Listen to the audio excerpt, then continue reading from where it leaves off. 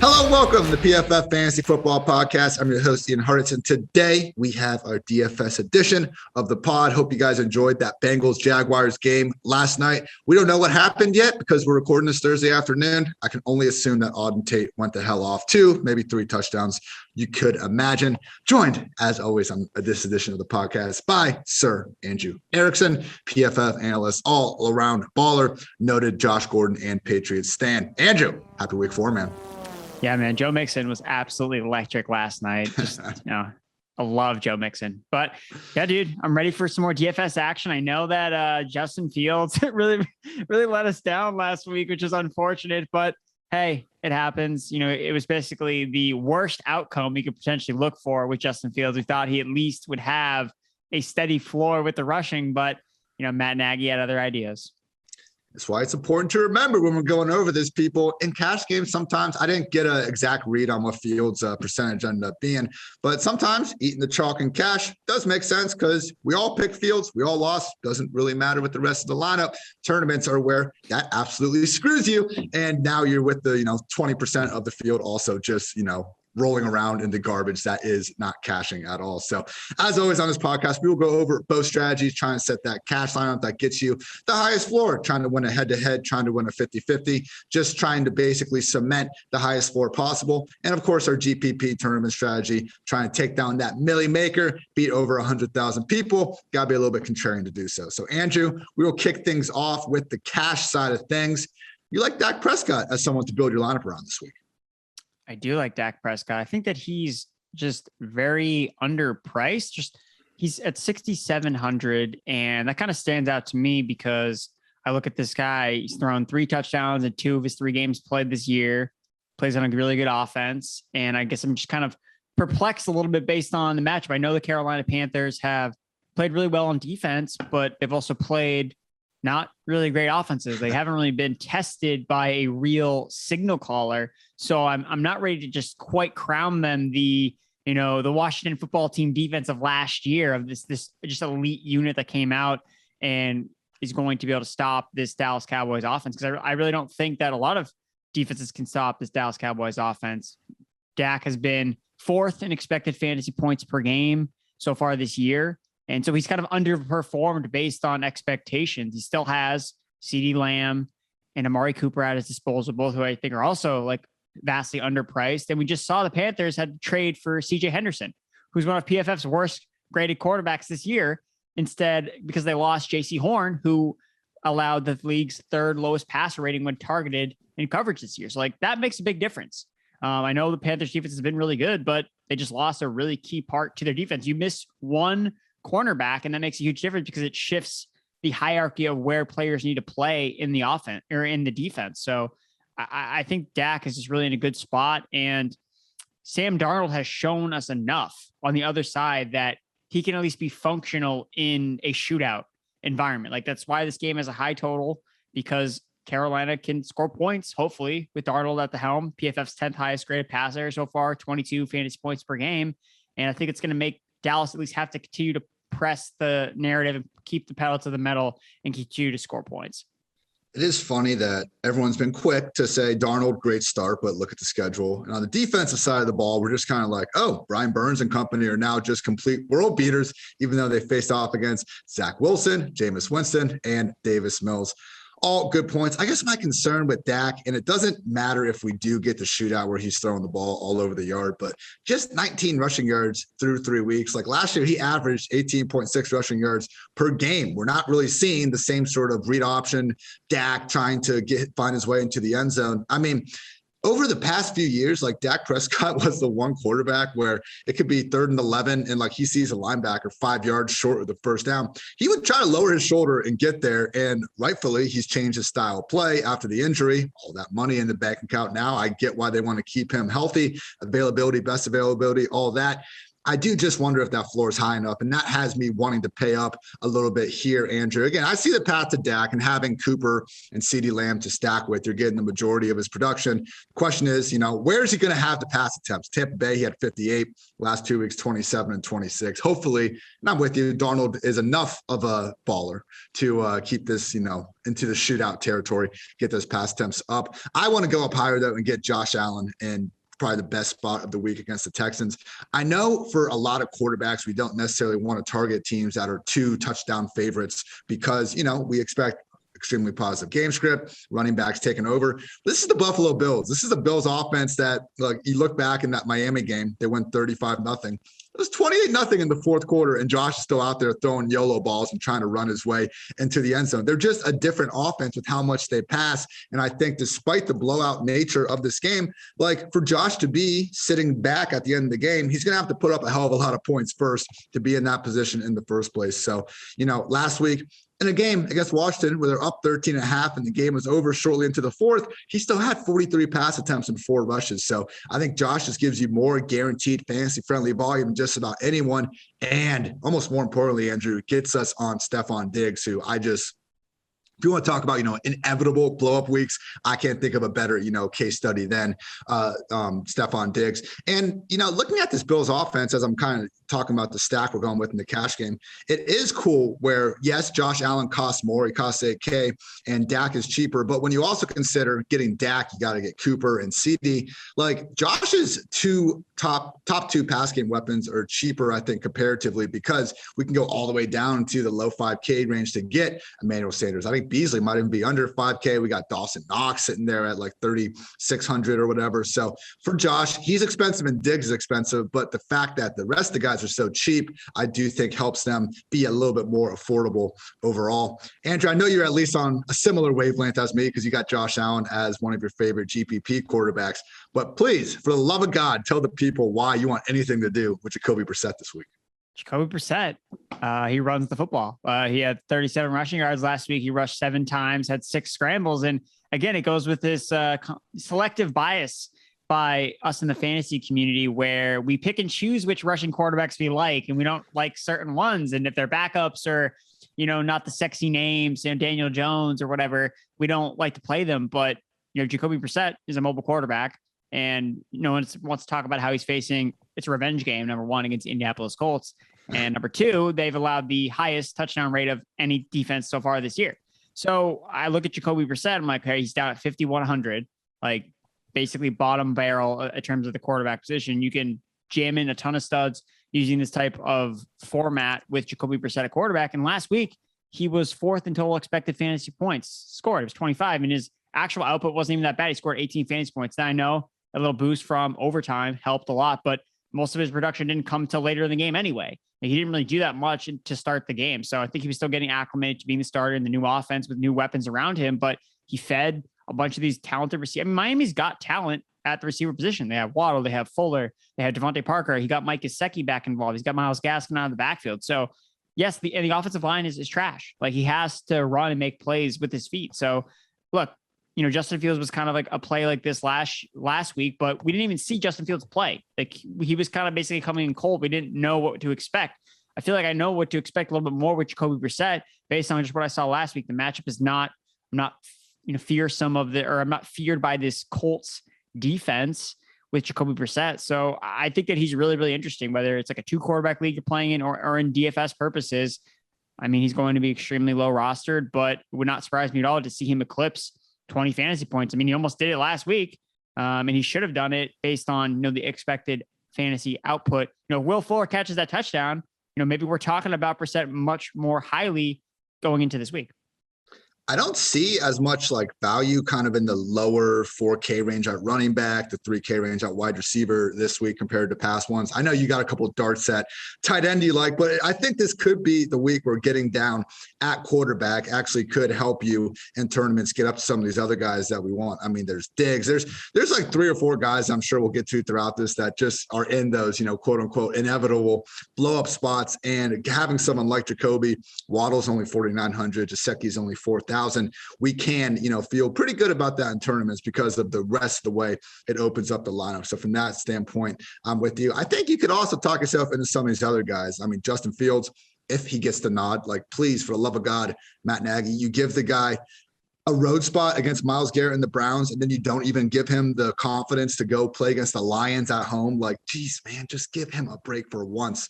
What is he gonna, not start him against the Lions then in week 12 when he gives them a decent matchup? Be like, oh, the funniest thing happened. Like, we gave Justin more time under center in a real game situation, and he looked better. I mean, that press conference quote just pissed me off so much, Andrew, because I try to go out of my way on this show to explain how NFL coaches are so much smarter than us. And they truly, even the ones that we mock routinely, know more about football in their little finger than we probably will their whole life. And for Nagy to come out and say, oh, Fields, now he's with the first team, we're finding out all these new things about him, doesn't help that cause. But that aside, I do think we should like a good quarterback head coach combo, and that is over in LA with Matthew Stafford and the Rams. Everyone's on Robert Woods bouncing back this week. Cooper Kupp stays Cooper Kupping and is just the best wide receiver alive, apparently. We get a Cardinals secondary that, hey, looked pretty great against the Titans in week 1. But as we found out, when Chandler Jones, isn't getting 5 sacks per game, and when Trevor Lawrence isn't throwing hellacious flea flicker interceptions, the group can be taken down a peg or two. So with Stafford, I mean, this is last week, he was able to put up good numbers, but I think we were all expecting almost more if the Buccaneers could have kept that game a little more competitive. Like, we're starting to get into these NFC West shootouts, and Kyler going against the Rams, he's an option every single week. But going down a little bit to Stafford, we know we have the targets condensed around Kupp with a nice bounce back for Woods. I do like the Rams stack in GPPs this week, and I think the same applies for Kirk Cousins, Jefferson, and Thielen. In this Browns game, once again, we're just looking for these quarterbacks that aren't necessarily in run-first offenses, but that might need the extra nudge to really get the volume up there. When we have these high total games well into the 50s, those are spots we should feel a little bit better about. Let's talk some running backs now, Andrew. You want to go up to the big dog, Derrick Henry and cash this week, and then also grab Najee Harris and DeAndre Swift, who are a little bit cheaper. I guess my question for you, why go all the way up to Henry when we do have these 6K guys and even Sony Michel at 5,200, depending on Henderson status? Like, why go all the way up to Henry this week when we can actually find guys with similar touch counts a bit cheaper? Wait, there are guys that are going to get 40 touches in other rates. Not similar with reduced price relative. He's playing the New York Jets and they don't have any wide receiver. I just don't want to spend my Sunday late, 3 p.m., 4 p.m., buried by Derrick freaking Henry, because I think that's what's going to happen here. Look, they're playing the New York Jets, who have allowed the 3rd most fantasy points to running backs. It's a massive, favorite towards the Tennessee Titans because they should roll in this matchup. Derrick Henry's on pace for like 63 receptions this year. So even if things go astray, he's getting more involved in the passing game, which I absolutely love to see. And I just think that how are they going to go? What are they going to do on offense if Julio Jones and AJ Brown don't play? Like, what's going to be hand off? Oh, it's going to be up the middle to Derrick Henry. And it's going to be, it happens every single year, every single game, when Derrick Henry's going to have like 50 rushing yards in the first half and people are like, oh, well, told you should have faded Derrick Henry, told you. And then 4th quarter comes around, I was like, oh, wait, now he has 200 rushing yards, because that's what he always freaking does in these types of matchups. So I think there's enough wiggle room with salary where you can pay up to get up to Derrick Henry. I just think that this is a spot where you want to play him. Look, it's against when he plays teams like the Jets, like the Jaguars, like these are the matchups where he just goes off, and he didn't really fire that much last week after his massive week 2 performance, but I think he kind of ran kind of bad. He just didn't get the touchdowns. He still almost eclipsed. I think he was actually over 100 yards. So for me, I just don't think I don't want to overthink it. I'm paying up for the big dog because I just don't want to get buried. And I think that's what he's going to do to people that it's like when you decide not to play Christian McCaffrey. It's like, okay, like you don't have to pay him. Like, thanks for paying the rake. Appreciate it. And I just think that's what's going to happen if you don't play Derrick Henry. I mean, he's playing the Jets. Like, what am I missing here? I get like that there are some plays you can get, by paying down a little bit more, but he's literally had 40 touches in one game. Like, so that's why I'm going to go with Derrick Henry. Okay. First of all, you're right. Second of all, I have gone through my cast lineup again and figured out a way how to get Henry in there. So now I'm on the same page with you. We'll get off of Najee, I think. Unless you want to go really cheap somewhere, I think there's enough value in that 5K range. Like, again, if I want to go Allen, Diggs, you can't get Henry. You can go down to Mike Davis, who, despite everyone and their mother hyping up Cordero Patterson, as we should, great player. I've been doing it for 5 years. Mike Davis does remain the single, guy in the backfield projected for the most touches. And as bad as this Falcons offense has been looking this season, Washington football team defense not exactly being much better. So, okay, I think that's fair. If you want to go up to Henry, you just got to go down a little bit to running back. Having Michelle, having Davis in that low 5K range does, I think, make it possible. If you don't want to go all the way up, then I think that's where Najee Harris, 6,800.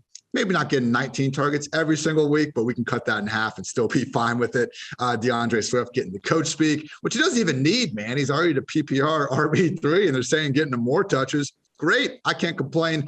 I would just know, I see this kind of, the week 3 victory laps are running rampant in our fantasy industry. And we got people, talking, oh, hey, look at why 0RB is so great. And we have, Tony Pollard and Jamal Williams and these guys popping up. And then it's like, oh, wait, no, robust RB is great. Look at the percentage of RB1s that were drafted in the first 2 rounds.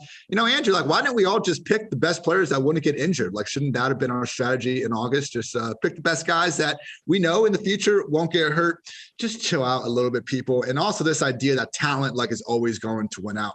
I don't know that talent has necessarily won out in Detroit. DeAndre Swift is pretty much splitting touches with Jamal Williams. Luckily, there's no other receivers to throw the ball to, and this team's trailing every freaking game. So we get all the comeback work that we could dream of. In Carolina, talent won out. DJ Moore rose to the top of the depth chart. What the hell happened to Brandon Ayuk in San Francisco, though? So, when we're kind of cherry picking 1 or 2 situations to try to prove our argument, it's fine to use some examples, but maybe don't make it as all-encompassing as some folks want it to be out there.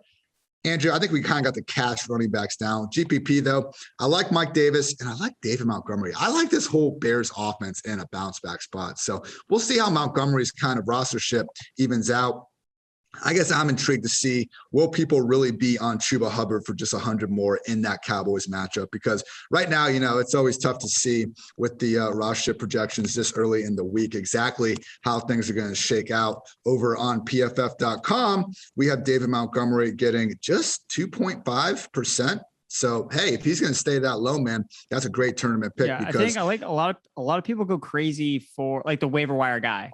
Exactly. The waiver wire seasonal players always get pretty high rostership the first week in DFS because they're kind of like the hot button topics. Like, oh, you got to play Chuba Hubbard. And then it's interesting you brought up Montgomery because that's exactly what I wrote about in the DFS cheat sheet. I was like, yeah, I think Hubbard's in a pretty good spot, but if I could pay $100 left and just play David Montgomery, who I know is a bell cow, and could we see more? I don't think Royce Freeman's going to be as involved, but I could be wrong. But I know that David Montgomery is the bell cow and he's playing the Detroit Lions. So it's the perfect storm for Montgomery price point wise, because he's only $100 cheaper than Chuba. We got Antonio Gibson in Atlanta, in a great spot there at 6,100, expecting him to be almost 13% rostered. Then we even got Clyde Edwards-Helaire and Chase Edmonds a little bit lower. So everyone's so sick about Montgomery, when the wild thing is, and Dwayne and I talked about this on our game-by-game breakdown pod, Montgomery in week 1 played 60% of the snaps, and we saw Damian Williams really involved as a pass catcher. And that's worrisome. We can still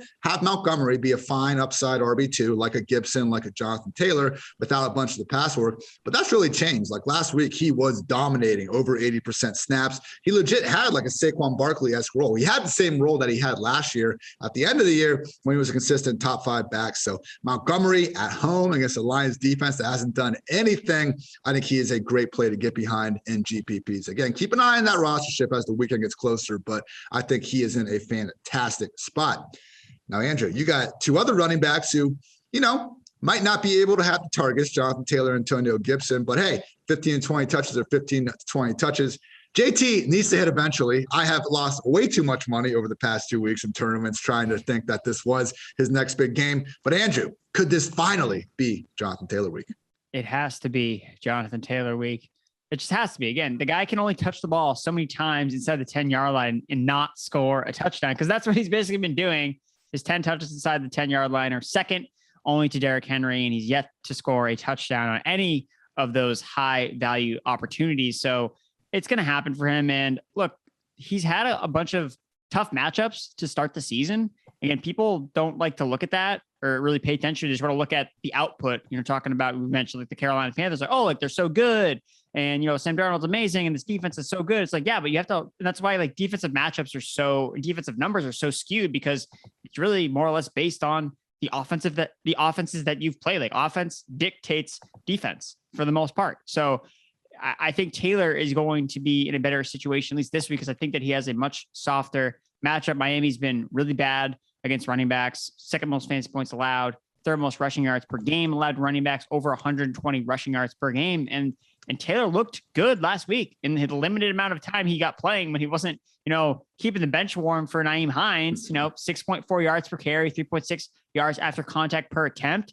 He was PFF's third highest graded running back last week. He is a good player. And these are the players I like to back when they have low rostership, players that I know are good, not necessarily players that look like they're in a good situation. I really want to back good players with my hard-earned cash and my hard-earned money that I get from being here at PFF. So I think Jonathan Taylor's in a really good spot. I took the over on his rushing prop, which has now been moved up a little bit from 63.5 to 69.5. So I was glad to get in on it a little bit early, shout out to me.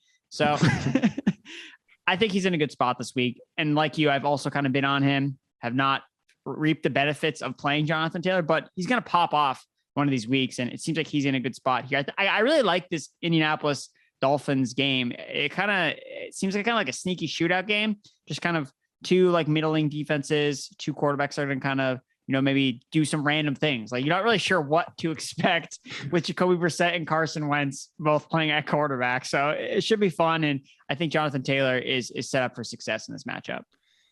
Yeah, I'm going back to the well. Like, Michael Scott, Jeff, no doubt about it, ready to be hurt again here. I think a lot of the same things he said do apply to Mike Davis down there at 5,100 potentially as well. They are the co-leaders in the NFL. 50 touches without a touchdown. The only other guy over 40 is Chase Edmonds at 47. So good points all around. And yeah, this Miami defense, man, Damon Harris got to 100 yards, Devin Singletary, 13 carries, 82 yards, touchdown. Zach Moss, 8 carries, 2 touchdowns. Peyton freaking Barber had 23 carries for 111 yards and a score. Jonathan Taylor, 170 yards, 2 touchdowns. You all could imagine. Let's get into the wide receivers a little bit here. Now, sticking with my now Derrick Henry included cash lineup. Josh Allen, Stephon Diggs. I need to go cheaper from here. Going up with Derrick Henry doesn't allow me to get up to OBJ at 5,800, who I think makes a lot of sense. Like, why under 6,000, man? Jarvis Landry started the year at 6,000 against the freaking Chiefs without OBJ. OBJ is not getting the same love against maybe the single worst pair of cornerbacks in the league right now, Bashad Breeland and Patrick Peterson.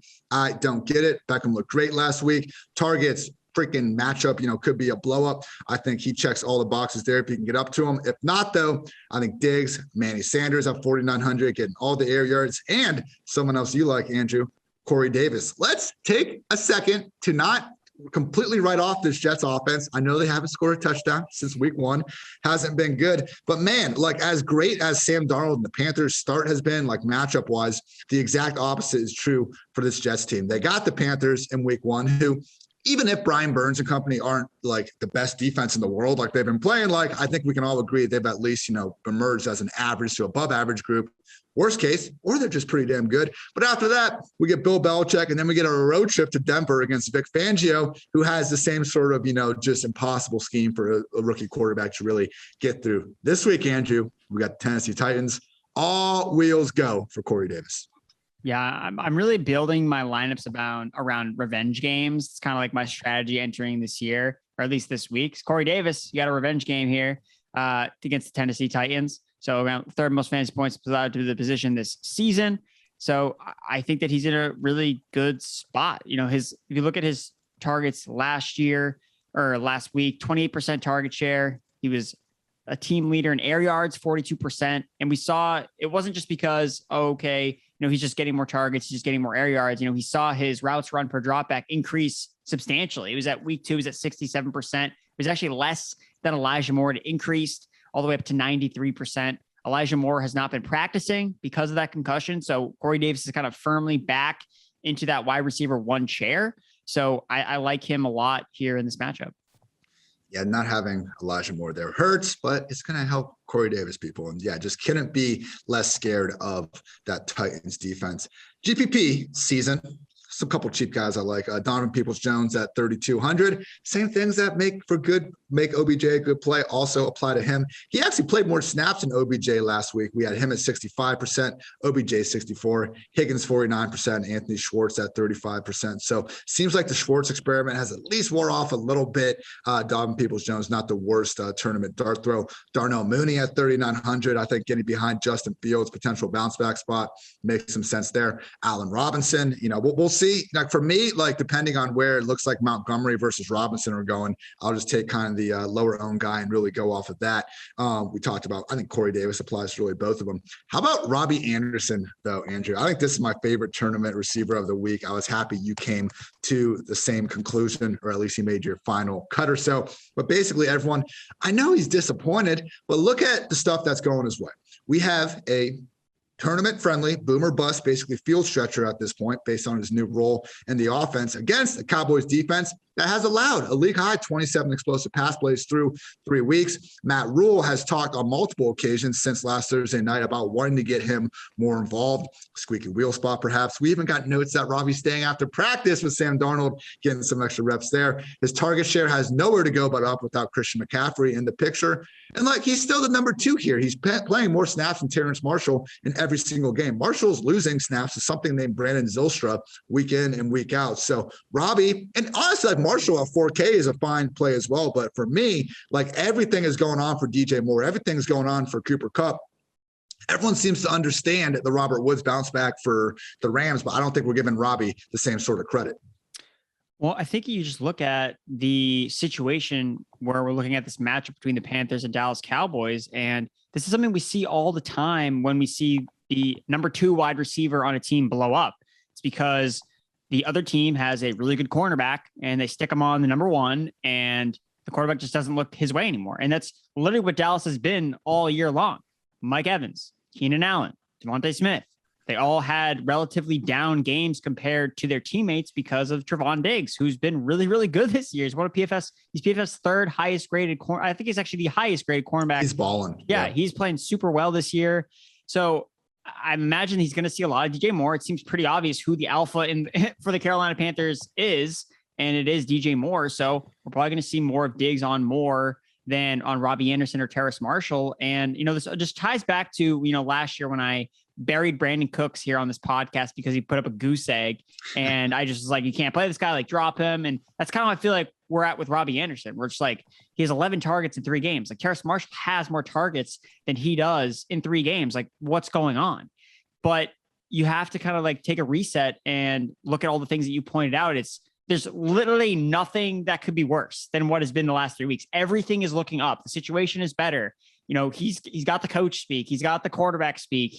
Everything should work for Robby Anderson to be a contributing factor in this game. So and they just gave him a big ass contract extension at the end of August. This isn't like he's being phased out of the offense. He is there for a long time. They need this to work out eventually. Right. Exactly. And it's funny that you talked about, the early victory lapping earlier in the podcast, because, I was off Robby Anderson, but I'm not going on Twitter and saying told you guys Robby Anderson was going to be terrible, because I know that on a dime in one single game, things can switch. That's why I don't understand the victory lapping thing at all, because everything changes on a week-to-week basis. 1 week, it looks like you won a trade. And then the next week, it looks like you lost the trade. I traded Tyler Lockett for Mike Evans before week 1. How do you think I felt after week 1 when Tyler Lockett went off, Mike Evans disappeared? Didn't feel great. Okay. How do you think I feel now when Tyler Lockett has just goose egg and Mike Evans put up back-to-back supernova games? Okay, so who's taking the victory laps now? There's too much of a sample size with the weekly game that is fantasy football to be oh, well, this is now definitive. I know all of this. We've literally played 3 games, folks. Come on. It's a long season. A lot of things can happen. Winners now can become losers by the end of the year. So let's just all take everything in fluidity, take it all in stride, play Robby Anderson. I also do like Terrace Marshall as well. And it wouldn't surprise me to see him being involved again if you want to. I think it really works perfectly with, I like Dak Prescott. So if you're going to stack this Dallas Cowboys offense, Robby Anderson getting off of DJ Moore, who's actually really popular when it comes to the roster projections, which I think is kind of interesting because, people just aren't buying into Diggs as being a legitimate cornerback. And it's when people ignore like obvious cornerback receiver matchups that could potentially hinder DJ Moore's production. I'm like, yeah, like I won't play Moore if he's above 15%, especially because Moore just like doesn't catch touchdowns. like he just it's one of his things. Like, so I don't think you're going to get burned by Moore. Okay. Could he get, over 100 receiving yards? Yeah. But him catching 2 touchdowns probably isn't in his range of outcomes realistically. Diggs has been on and off shadowing. He did track Keenan Allen in week 2. I would kind of expect him to track DJ Moore. He didn't do it with Devontae Smith last week, but to your point, you could still tell the Cowboys were making sure that he was the guy most to be concerned with. So love all those points. Let's talk a little about this Falcons passing game. You have Calvin Ridley as a tournament receiver to be looking at. And I think Kyle Pitts is the GPP tight end to go for. I get it. Matt Ryan has not looked good, but unlike, he has not, Kevin Cole and I were talking about this in our last pod, like Ben Roethlisberger is by far the dustiest and watched quarterback right now. Matt Ryan hasn't looked good, but I don't think he's been Big Ben level bad. Some bad decisions here, a lot of checkdowns there. But I'm not willing to completely write off the top 2 talents in this offense just yet, particularly against the Washington defense that, man, last 2 weeks against the Bills and Giants, they've really shown zero ability to stop these passing games. And even in week 1, we had Keenan Allen and Mike Williams putting up numbers, ill-timed Justin Herbert interception here kind of prevents them from putting up more points. But I just think that Kyle Pitts and Calvin Ridley, man, these are guys that should be getting double-digit targets more weeks than not. And I understand it hasn't worked out that well the first 3 weeks, but talk about get right spot. Everyone's off Pitts at the same price point, or I guess he might have started the year in the 4K, which is even crazier to think about, but he's still only $5,000, man. Like if you could just go back to preseason and make people like set DFS lineups for week 4, everybody would be all over Kyle Pitts, but we're not, because he didn't get a target until like 50 minutes into last week. But then once he did start getting targeted, help Washington go ahead or help Atlanta come back and win the game. So Kyle Pitts, Calvin Ridley, this might be the week that both of them, Andrew, finally get their fantasy managers with a smile on their face. Yeah, it should. Everything is there. It's a concentrated target share and passing tree between Ridley and Pitts. It's really who Matt Ryan's going to. I know my guy, Olamide Zaccheaus, was productive last week, but I don't expect him to necessarily be a huge factor moving forward. The matchup is there. Washington has been really bad against wide receivers, specifically second most fantasy points allowed to the position through the first 3 weeks of the season. And Calvin Ridley, look, 19.9 expected fantasy points per game, ranks 4th amongst all wide receivers. Like the usage is there, the air yards are there, the targets are there for Ridley, and we know Ridley is good. Like this is not I'm really trying to chase, Denzel Mims air yards from last year. That's not the type of situation. We know Calvin Ridley is a elite wide receiver talent, and I still have him as a top 5 receiver in the rankings because I believe that this is a spot where we're going to see a Calvin Ridley eruption game, and he's at 7% in terms of rostership. So again, these tournaments are so predicated on you hitting on these wide receivers in the 6,000 plus salary range where they can score 30, 40 points, because it's just so much easier for receivers to get there than it is for running backs. And it's harder to pinpoint which receivers there are because we can easier project running back volume versus wide receiver and tight end volume. So I'm all about, going and adding, a Ridley or a Pitts to my lineup to try to shoot for the moon. Also, Russell Gage still not practicing with that ankle injury, AKA more slot snaps for Kyle Pitts. Absolutely love to see it. Talk a little tight end now. If you can get up to Travis Kelce, 8,100, always feel good about it. We got Kittle at 5,900, Hawkinson 5,800, Andrews 5,300 as the Mount Rushmore of highest priced tight ends this week. But Andrew, we finally have, I know you have a sub 3K tight end you want to try to talk up, which I don't know if I agree with that guy, but there are several options in the 3K range that I think you can get behind.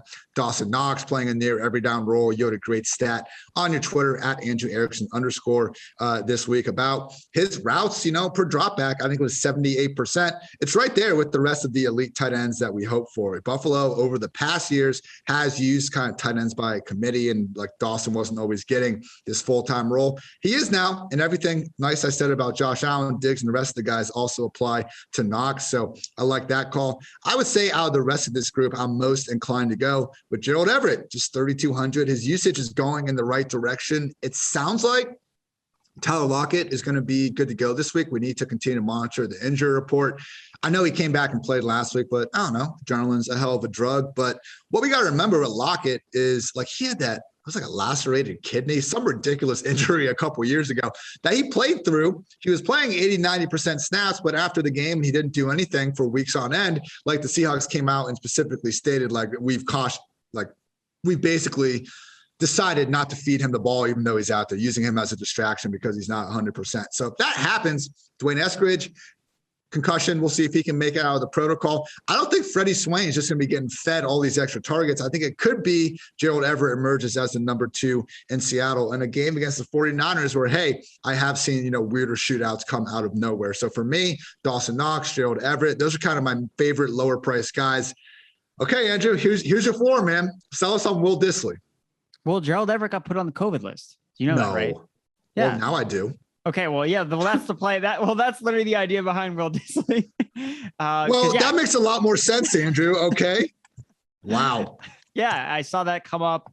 That popped up on my timeline earlier today. And yeah, that's the only reason why I even have Will Dissly in here at all is because that means he should take over primary tight end duties. They split tight end 1 duties in week 1. They're pretty even in terms of routes from what we've seen Gerald Everett kind of pull away over the last 2 weeks. But now the chance that he completely misses this game, which I would probably guess he's going to based on the fact we saw Antonio Brown get placed on the COVID list midweek and he did not play last week. Kind of seems like it's the standard protocol where if you're placed on the list in the middle of the week that you're not going to play in the upcoming game. So that's why I like Will Dissly. Again, Everett was up to 77% routes run rate per dropback, which was 11th in the NFL in week 3 at the tight end position. So he was seeing very similar usage to these top tier tight ends. He's not out there blocking. He is out there running routes, and Will Dissly's 2.6K. And it would be one thing if I was, touting quote unquote, a random tight end that's just like, he's like a new starter. Like we've seen Will Dissly be productive as a starting tight end with Russell Wilson before. Like he was literally a top 5 tight end in 2019 when he was a starter in the Seahawks offense before he got hurt for, I believe it was like 5 weeks of the season. So I don't think it's nearly as like galaxy brain as a play as people might initially think because he's a backup tight end, but he's been a starter before and he's been productive with Russell Wilson in the past. And he's so cheap at 2.6K. You get exposure to a Russell Wilson pass catcher. Like that's all you can really want when you're looking for tight ends this cheap. It's kind of the same basis on going after Dawson Knox, where he's attached to Josh Allen. Like you have touchdown equity based on the quarterback, and you have just as much touchdown equity, I would bet, also when you're attached to a guy like Russell Wilson. So I think Will Dissly makes a lot of sense playing in a game that we could see have a lot of points scored in it between the Seahawks and the 49ers. So I like Dissly. So Everett, I can't get confirmation from a couple people on Twitter. They think he's vaccinated. Likely assumption, given the team only had 1 holdout at start of camp. We'll see. Yes, Will Dissly makes a million times more sense now that has been brought to my attention. And it's a good example why the PFF Fantasy Football Podcast every Friday afternoon goes through all the injury notes. So we make these mistakes on Thursday instead of on Sunday when it actually comes time to check the rosters. So great stuff. Check out, Mario Pilato's injury article on PFF.com. Andrew provides some good fantasy analysis in there. We'll get you on guys like Will Dissly when, some people like myself that haven't had a chance to go through every injury report yet end up looking like an idiot hyping up someone on the COVID list. But we will watch the film/injury reports and get better in the future. Andrew, I just want to hit on one more tight end. I love these, dirt cheap tight ends. I just, it's like crack to me. So Cole Kmet did nothing last week. He had 4 targets. Again, nothing in this Bears offense worked, but it seems like we're into buying back on the Chicago Bears against the Lions because it's basically every team's bounce back spot.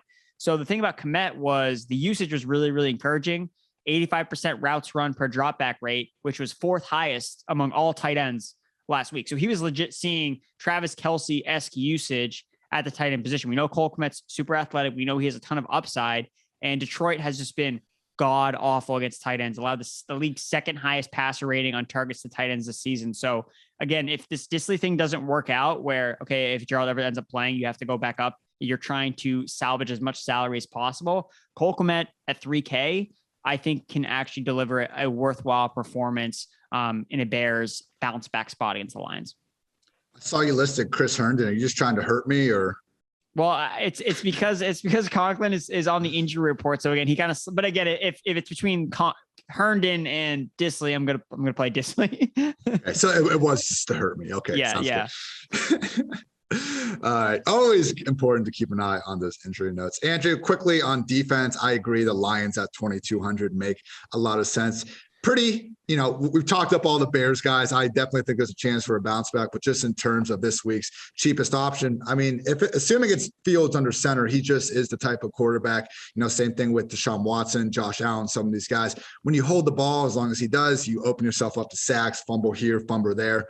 And again, just looking at the rest of the defenses, you have to get all the way up to Indy, maybe at 2,700. I don't feel that much better about them. Like, you guys start getting the 3K range to find someone cheaper. So I'm fine going to the Lions if it means I can get Derrick Henry. So I think you nailed that. Let's talk your favorite stack, though. I see you have some love for the Cowboys, Panthers, Dak, Cooper, Lamb. Who do you want to bring it back with, though? It's probably gonna be Robby Anderson. This seems like the spot for him to have a bounce back game, have his best game of the year in week 4. He did have that 1 touchdown catch in week 1. So we know the explosive upsides there, and people are writing him off for the most part. And I have not been high on him at all coming into the year and so far through the season, but I will recognize all the factors that are working in his favor now. You didn't mention they also don't have Dan Arnold anymore. So are we going to see them run more 11 personnel? So we're going to see more wide receivers on the field and less tight ends. So again, just another thing that's working in Robby Anderson's favor. Again, this is why we do the research, which is why we put in the work. We find all the details about why Robby Anderson is a good play this week. And if it doesn't work out, then okay, well, we trusted the process. Like, everything was saying he was going to be a good play. And obviously things can change. There's a lot of variance in football, but if you're not going to look at all the factors that are pointing to Robby Anderson being a great option this week, then it's like, well, you might as well just guess and pick whoever you want because of, their profile picture or whatever. So yes, Robby Anderson will be my bring back in a Dallas stack with Dak Prescott, Amari Cooper, and CeeDee Lamb. I know Dan Arnold was someone that you would slide into our conversations over the summer preview and stuff. This trade, the Jaguars, might actually be best case for him, man. If he can get that O'Shaughnessy 80% snap roll, now we're actually talking. I mean, yeah, it's weird because if you look at some of the most productive Jaguars players, it's been just a different tight end every single week in the offense. Has been, whether it was Luke Farrell, Jacob Hollister, actually had a decent target share. It's pretty crazy of how Urban Meyer has been able to use these tight ends. And it's to think, man, only they had just gotten Tebow to be a legit thing. Maybe we would have actually been able to do something in fantasy football, but alas, they now have their new version in Dan Arnold, who it's going to be interesting to see, or, how he has played, now that they've already played, see how much he does in that Thursday night game. Urban Meyer, the one nice thing we can say is he's given us some usable, cheap DFS tight ends. Gotta love you, Herb.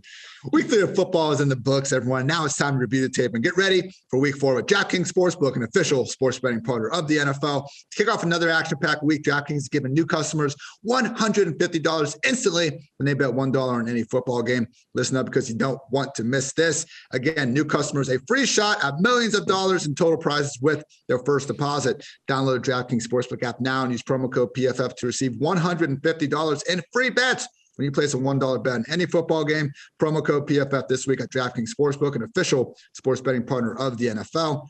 Must be 21 or older. New Jersey, Indiana, or Pennsylvania only. New customers only. Minimum $5 deposit and $1 wager, one per customer. Restrictions apply. See DraftKings.com/sportsbook for details. Gambling problem? Call 1-800-GAMBLER or in Indiana 1-800-9-WHIP-IT. Also want to note the PFF Fantasy Football Podcast is sponsored by Western Southern Financial Group. While you focus on your roster moves, Western Southern helps advance your money moves, buying your first home, planning to start a family, wondering how to make your money grow. Western Southern's playbook of life insurance, investment, and retirement solutions helps you rest assured on game day. So team up to identify your needs and address your goals with a game plan built just for you. Get started at westernsouthern.com. Andrew, last week before this, you were like, we want props. Props are a new thing. I want to talk props on the pod. And I said, you know what, man, I'll let you do it. Let's do it. You're right. Props are good. Not only did you do it, you went 2 for 1, Andrew. You made people money. What do you got in store for them this week?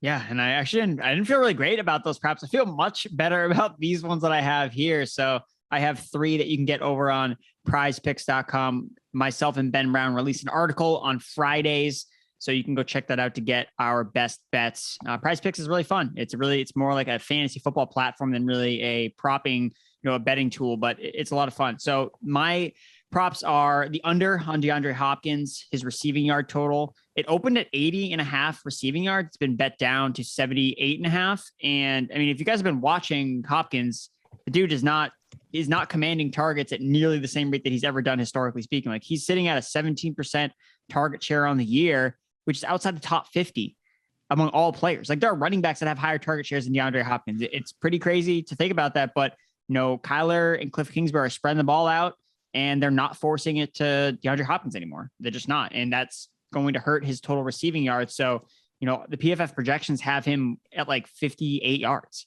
So it's such a vast difference that I feel really confident, especially look at the matchup. They're facing the Rams. Like he didn't go over 60 yards in either of his games last year against the Rams. So I like the under on DeAndre Hopkins.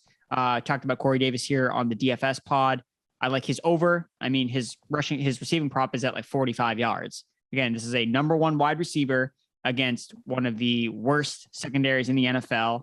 He played Denver last week and he had 42 receiving yards. Like he almost hit the over when he played the best defense and the best secondary in the league. So I think he can get an extra 10 yards against a much weaker opponent. So I like Corey Davis on the over. And then we talked about Jonathan Taylor. I like the over on his rushing yards as well. He rushed for 64 yards last week on 10 carries. And his prop is at 64 rushing yards this week against a much weaker run defense. I expect no Marlon Mack anymore. They're done. They're cutting the cord. Jonathan Taylor show in Indianapolis. Take the over and play him in DFS and win all the money. Ian, just please don't put him in your chopper. I cannot see another one go down with Jonathan Taylor in it. At least I remember last year, I think Will Fuller had the hamstring goose egg game when I did it.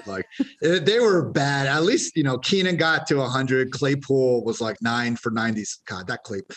Everything was going right in that Claypool one except Big Ben. So, as I always say, the choppers go down, but I just would say if you have a problem with it, let me know Sunday morning, not Sunday at 4 p.m. after everything has already been confirmed. But I like all those picks. We talked Taylor over, Corey over.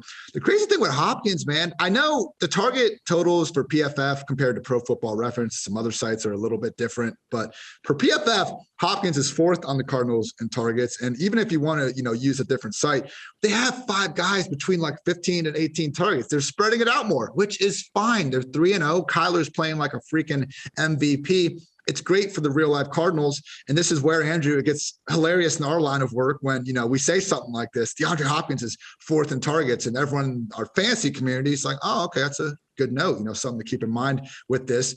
Eventually the tweet works its way out of the fantasy community and into the dreaded football fans, but not into fantasy football community. And you get the, oh my gosh, who cares? They're 3-0. They're spreading the ball around. It's like, I know people, this is something completely different. So Hopkins under, great receiver, tough matchup and just not getting the target. So he was limited today. It's good to see him at least coming back to practice. Last week he didn't practice all week with the ribs issue.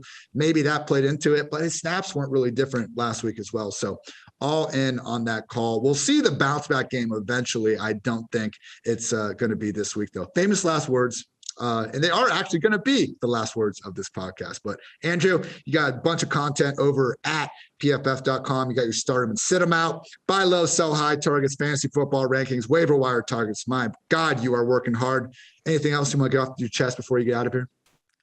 No, we got the Patriots going against Bill Belichick versus Tom Brady this weekend. It's going to be a crazy game. One for the ages. I'm just hoping it's a close game as the Patriots stand here. I know that the Patriots are probably going to get rocked if I'm just being totally honest. A motivated Brady is one of the scariest things you can ever face. And I get Belichick gets a lot of credit for being this really smart defensive mind, but the will for Brady and the fact that he looked so angry when they lost that game last week, and now he gets a chance to a rebuttal against his old team. And it's really the only shot he's ever going to have playing against Belichick, probably, unless they play in the Super Bowl or in 2 more years or whatever. So yeah, it's going to be a crazy Sunday night game. I hope everyone in the world is watching because it's going to be, and I just hope it's a good game. I hope it's a good game. I hope the Patriots can keep it close.